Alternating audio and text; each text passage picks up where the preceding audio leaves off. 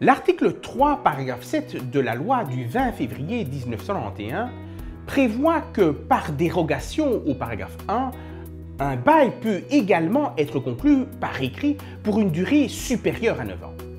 La durée du bail ne peut toutefois pas dépasser 99 ans. L'expression bail de longue durée couvre ainsi les baux conclus pour une durée supérieure à 9 ans et inférieure ou égale à 99 ans. Concernant la durée des baux de longue durée, ceux-ci se terminent à l'expiration du terme convenu. Une notification au moins 6 mois à l'avance est cependant requise.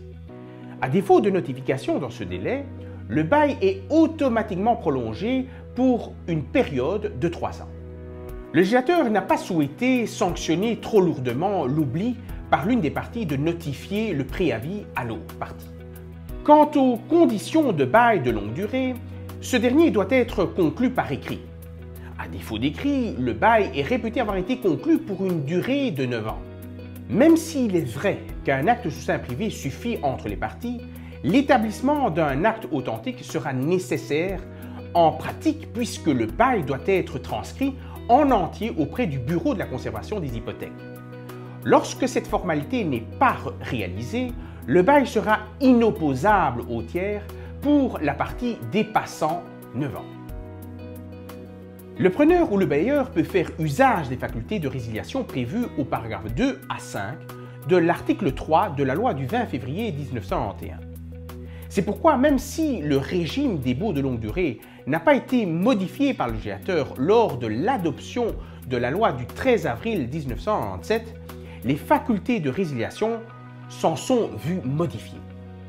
Les 4 facultés de résiliation prévues au paragraphe 2 à 5 de l'article 3 sont donc applicables aux baux de longue durée.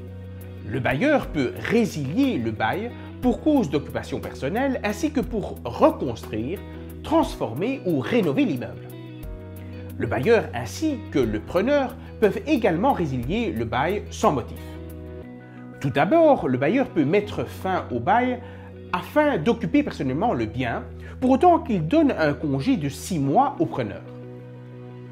Le bailleur peut ensuite résilier le contrat de bail dans le but de réaliser des travaux dans l'immeuble. Cette faculté n'existe qu'à l'expiration du triennat et pour autant qu'il donne congé 6 mois à l'avance au preneur. Troisièmement, le bailleur est également autorisé à mettre fin au bail à l'expiration d'un triennat sans motif, moyennant la notification d'un congé 6 mois à l'avance et le paiement d'une indemnité. Le preneur peut aussi résilier le contrat sans motif et à condition qu'il notifie un congé de 3 mois au bailleur. Si la résiliation intervient dans les 3 premières années du bail, le preneur devra payer une indemnité au bailleur.